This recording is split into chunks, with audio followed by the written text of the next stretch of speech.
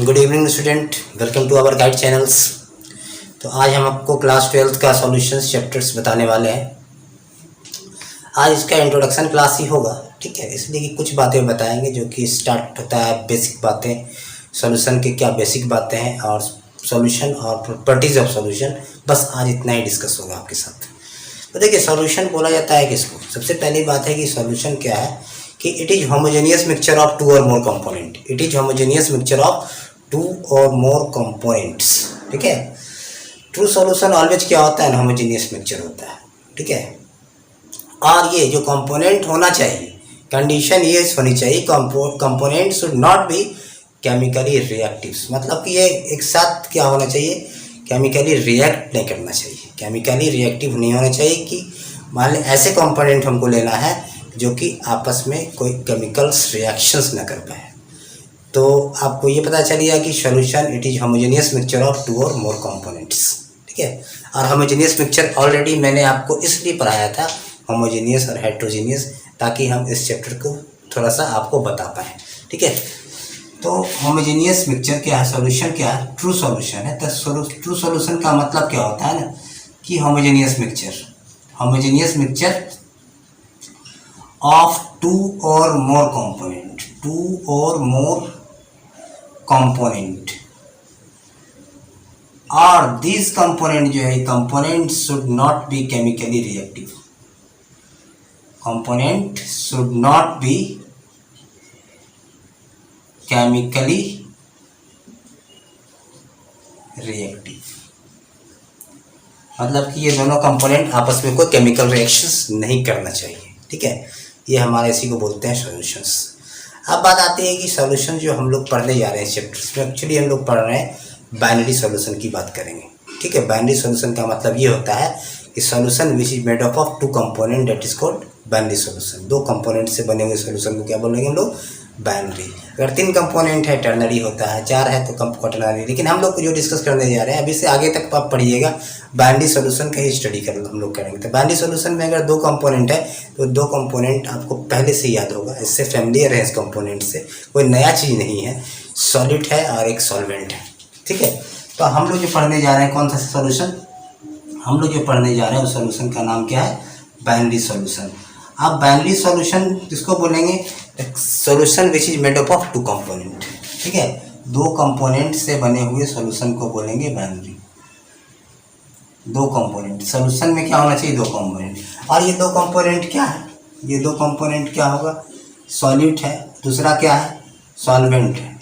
Solid है, solvent है, और ये दोनों को अगर मिला दें तो क्या बन जाता है, सॉल्यूशन बन जाता है। Solid plus solvent is equal to solution, ठीक है।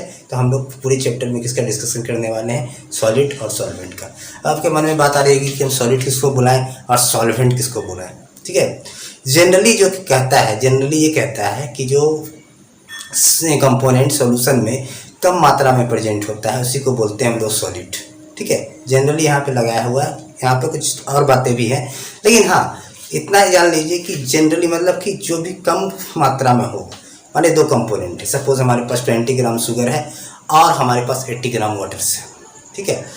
तो दो कंपोनेंट में देखिए कि कम कौन है, कम है ये कि आपका शुगर की मात्रा कम है, उसको आप क्या मान लोगे, सॉलिड। और जो वाटर की मात्रा ज़्यादा है उसको क्या मान लोगे आप, सॉल्वेंट। तो यही कहता है सॉलिड और सॉल्वेंट, कि जो कम मतलब मात्रा में प्रेजेंट है सॉलिड, जो ज़्यादा मात्रा में प्रेजेंट है उसको बोलेंगे सॉल्वेंट। दोनों को मिला दीजिए तो क्या फाइनली तैयार होगी हमारे पास solutions. Is it clear.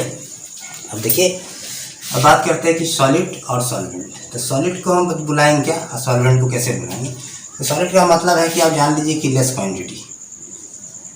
Quantity में मौजूद होगा सॉलिड, लार्ज क्वांटिटी में क्या होगा, लार्ज क्वांटिटी में उसको बुलाएंगे क्या, सॉल्वेंट। जैसे एग्जांपल देते हैं कि 20 ग्राम ग्लूकोज है, 20 gram glucose is present, 20 gram glucose is present in, suppose हम कहते हैं कि 60 gram water, suppose 60 gram water में ये प्रेजेंट है। तो आप देखिए कि 60 ग्राम वाटर है, 60 ग्राम वाटर है। ऐसे भी वाटर क्या है, हमारा एक यूनिवर्सल सॉल्वेंट है जिसकी डाइलेक्ट्रिक कांस्टेंट काफ़ी अच्छी होती है, ठीक है। तो वाटर क्या है कि ऐसे भी हमारा यूनिवर्सल सॉल्वेंट है, लेकिन क्वेश्चंस में हमारा क्या कह रहा है कि 20 gram glucose is present in 60 gram water, मतलब कि पानी का मात्रा क्या है, ज़्यादा है, और यहाँ पे देखिए ग्लूकोज का मात्रा कम है। तो ग्लूकोज को आप क्या मानेंगे, सॉल्यूट, और वाटर को क्या मानेंगे, सॉल्वेंट। आप ध्यान दीजिए मेरी बात को। दूसरा एक चीज़ और बता रहे हैं, ठीक है, सॉलिड सॉल्वेंट को बचाने का ये थोड़ा स्टैंडर्ड तरीका है। इसमें क्या है कि जो आपके सॉल्यूशन के कंसंट्रेशन को बताए, सॉल्यूशन के कंसंट्रेशन को एक्सप्रेस करे, सॉल्यूशन के कंसंट्रेशन को बताए, उसको बोलेंगे सॉल्यूट। जो ठीक है, जो सॉल्यूशन के कंसंट्रेशन को एक्सप्रेस करता है उसी को बोलते हैं हम लोग सॉल्यूट बोलते हैं, ठीक है। तो विच डिटरमाइंस कह सकते हैं the component of the solution which determines the concentration of solution, that component is said to be solute. अब आपके मन में बात आ रही है कि व्हाट इज कंसंट्रेशन, ठीक है, तो थोड़ा सा कंसंट्रेशन से आपको मिलाते हैं। तो कंसंट्रेशन बोला जाता है कि amount of solute present in given quantity of solvent और सॉल्यूशन, दैट इज कॉल्ड आपका सॉलिड कंसंट्रेशन, ठीक है। जितना भी सॉलिड का मात्रा किसी सॉल्वेंट में हो या फिर सॉल्यूशन में हो, उसको हम लोग क्या बुलाएंगे, कंसंट्रेशन, ठीक है। जैसे एग्जांपल के तौर पे देखिए, ध्यान दीजिएगा मेरी बात, ये सारी चीज़ को समझ गए आप लोग। अब देखिए दूसरी बात ये कहना चाहेंगे, कंसंट्रेशन ऑफ सॉल्यूशंस। तो कंसंट्रेशन ऑफ सॉल्यूशंस में भी आपको बताएं कि सबसे पहले आप जान लो कि कंसंट्रेशन ऑफ सॉल्यूशन किसको बोलते हैं, कंसंट्रेशन, ठीक है। क्या है कि पूरे बहुत सारे कंसंट्रेशन टर्म आने वाला है अभी आपके पास इस चैप्टर में। तो कंसंट्रेशन का मतलब क्या होता है, the amount of solute present in the amount of solute present in given quantity of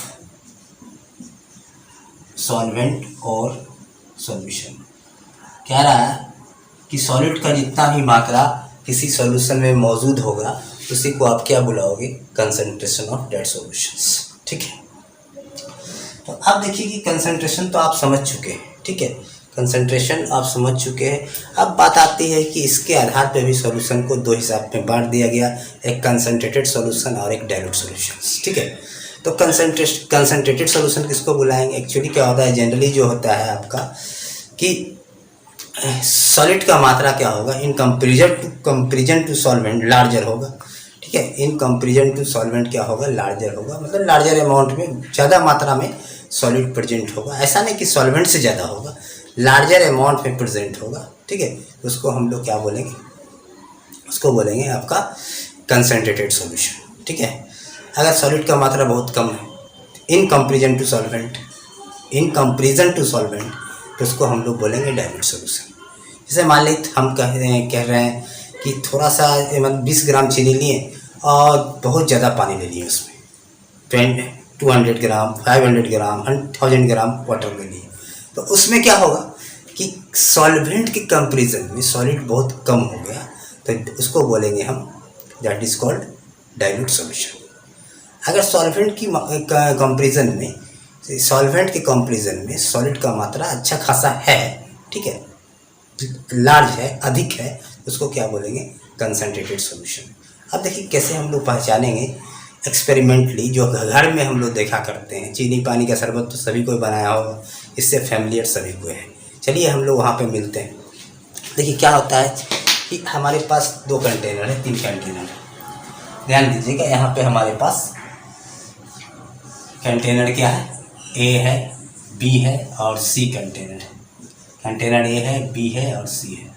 इसमें ध्यान दीजिएगा कि सभी में 100 ग्राम वाटर, कितना है, 100 ग्राम वाटर, 100 ग्राम वाटर इसमें है, 100 ग्राम वाटर है। इसमें 20 ग्राम शुगर है, इसमें 30 ग्राम शुगर है, इसमें 40 ग्राम शुगर है, ठीक है।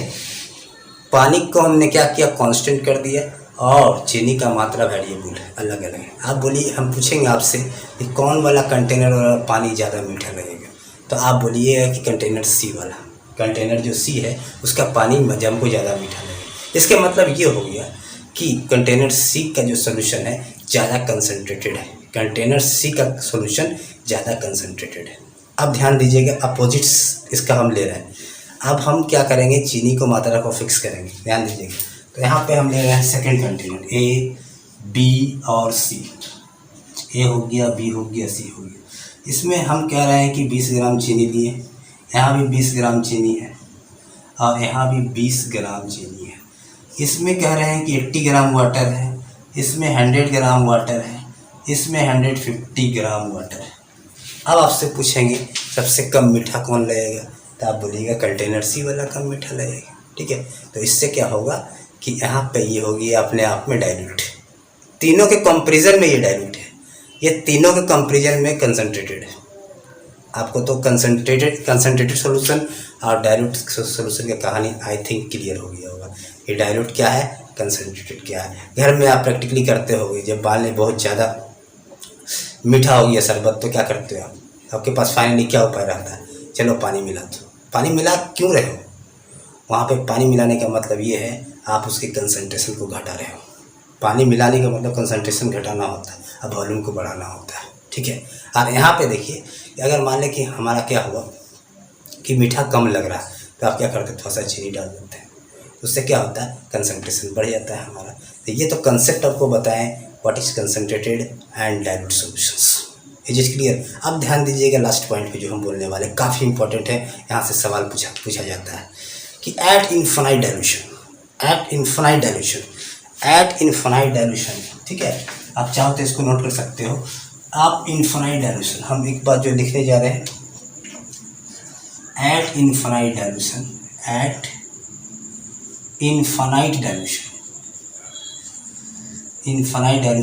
concentration of solution क्या बोल रहे हैं, टेंड्स टू जीरो। तो हम लिख दिए यहाँ पे एट इनफाइनाइट डाइल्यूशन, ये हमारा लिमिट हो गया, और ये हो गया क्या, कंसंट्रेशन टेंड्स टू जीरो।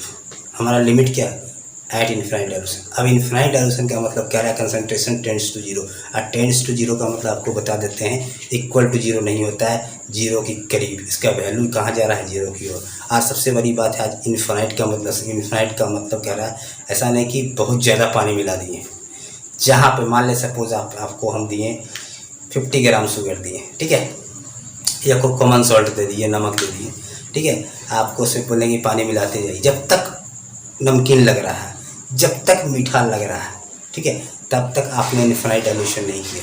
जैसे ही वो अपना कंसंट्रेशन को खो दे, उसी पॉइंट को आप इनफाइनाइट बोल सकते हो। ऐसा नहीं कि 10 बाल्टी पानी मिला दिए, उसको इनफाइनाइट नहीं बोलेंगे। इन्फिनिटी का मतलब है जहाँ से अपना वैल्यू को वो लूज कर दे, उसी पॉइंट को हम लोग क्या मानते हैं, इन्फिनिटी मानते हैं। जहाँ से आपको मीठा लगना बंद हो जाए, इन्फिनिटी मान लो, जहाँ से नमकीन लगना बंद हो जाए, उसको इन्फिनिटी मान लो। तो क्या पता चला, at infinite dilution concentration of solution tends to zero. इसका मतलब और बताते हैं, मान लें आपको एक चम्मच चीनी दी है, हम बोले जाके कुआं में डाल दो, क्या कुआं का पानी मीठा हो जाएगा, नहीं होगा, ठीक है, कुआं का पानी मीठा नहीं होगा। लेकिन हाँ, ये भी बात सही है कि कुआं में एक चम्मच चीनी है, आपने मिलाया है, इसलिए हम ये नहीं कह सकते हैं कि कंसंट्रेशन टेंड्स टू जीरो, ठीक है, ये नहीं कह सकते कंसंट्रेशन इक्वल टू जीरो, मतलब कंसंट्रेशन टेंड्स टू जीरो, उसके करीब हो रहा है, ठीक है। तो आज हमने आपको सिर्फ और सिर्फ कंसंट्रेटेड सॉल्यूशन और डाइल्यूट सॉल्यूशन का सिर्फ एग्जांपल दिया, सॉल्यूशन क्या है वो बताया, बाइनरी सॉल्यूशन का सॉलिड क्या है, सॉल्वेंट क्या है, ये सारा जो बेसिक कंसेप्ट था। उसके बाद हम लोग नेक्स्ट वीडियो में इसको आगे की ओर बढ़ाएंगे, ठीक है। इतना आप रिवाइज करो, इतना देखो, इतना समझो। Thank you.